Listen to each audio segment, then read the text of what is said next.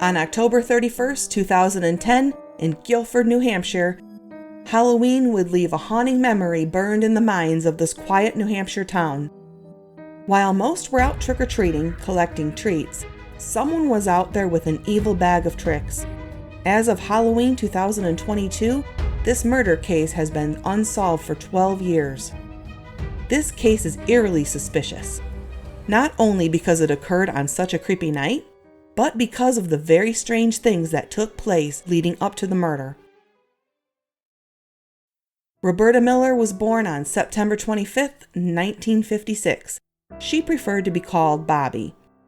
Bobbie married Gary Miller in 1981 and they had 2 children, Jonathan and Jennifer Miller.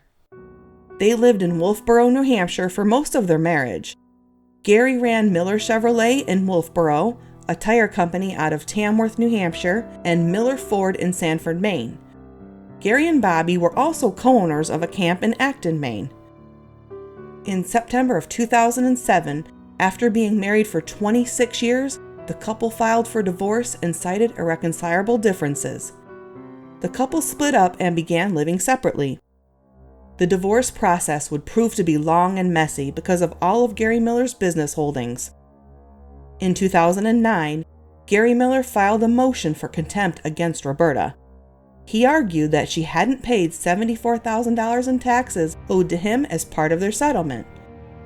Gary wanted the court to find his ex-wife in contempt of the court's orders, which required Roberta to pay $74,000. He also asks for the court to award him interest and penalties caused by her late payment and over $6,000 in legal fees. Bobbie claimed she had no job and that she ran out of money and couldn't pay Gary. She stated that she had no income, alimony, or any support, and that she was living on $500 a month in the most disastrous economic times in decades. She said she only had a high school education and was now attending college full-time in order to start her new life. It is believed that Gary Miller had to sell all of his companies and assets in order to pay restitution and alimony to Bobbie Miller. A little over $900,000 had been awarded to Bobbie. Bobbie was able to show that around $200,000 of the $900,000 had been spent on taxes and legal fees. Bobbie explained that a lot of the money was used for car payments, insurance, bills, and living expenses for a year while being unemployed. She also stated that she had to pay for mortgages, real estate taxes, and college tuitions for her and her son. 3 years later, in August of 2010, the divorce was eventually finalized. But their troubles wouldn't end there.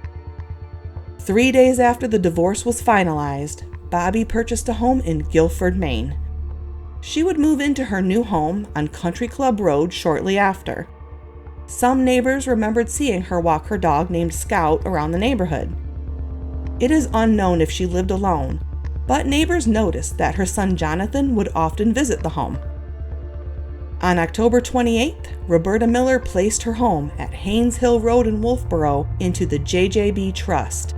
She was awarded the house, valued at $600,000 under the terms of the divorce. In Belknap County, she placed her home at Country Club Road into the JJB Trust as well. Jennifer Haskell was the attorney who handled the purchase of Miller's Guilford home.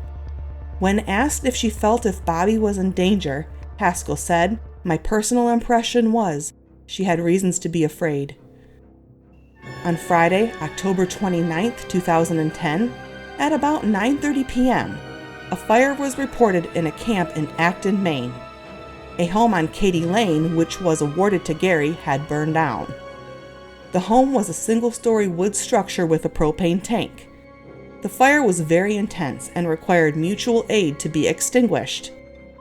The fire was declared out at 2:30 a.m. Saturday morning. 2 firefighters remained on the scene until it was turned over to the Maine State Fire Marshal later that morning. Gary had reportedly been at the home earlier in the day, just before the fire. The Acton fire chief ruled the house fire as arson. No one has ever been arrested in connection to the fire. On Halloween, October 31st of 2010, Someone armed with a shotgun paid a visit to Bobbie's home on Country Club Road. Bobbie and her dog Scout were shot multiple times. Bobbie took shots to the chest and fatal shots to the head. Both of their bodies laid on the kitchen floor as the killer took off without a trace. Bobbie Miller was found dead in her home the next day on November 1st, 2010, by her son Jonathan. Around 5 p.m., the entire road was shut down. Investigators from the State Police Major Crime Unit would search for evidence for the next few days. $26,000 in cash in Bobbie's home was not taken by her killer. No evidence pointing to theft or any other crimes were found, other than that of cold-blooded murder. No murder weapon or signs of forced entry into the home were found. Prosecutors wouldn't speculate on a motive or how many people may have been involved. No restraining orders against either Roberta or Gary Miller were found, though there was record of a restraining order taken out against Gary Miller by his son, which had expired in 2008. No one was ever charged for Roberta Miller's murder. In 2015, Roberta's mother paid for a billboard which promised a $53,000 reward for any information that leads to a conviction. The billboard was displayed on Route 104 in New Hampshire for many years. Roberta Miller's case is still considered open, therefore police won't release information regarding the case, evidence, or possible suspects.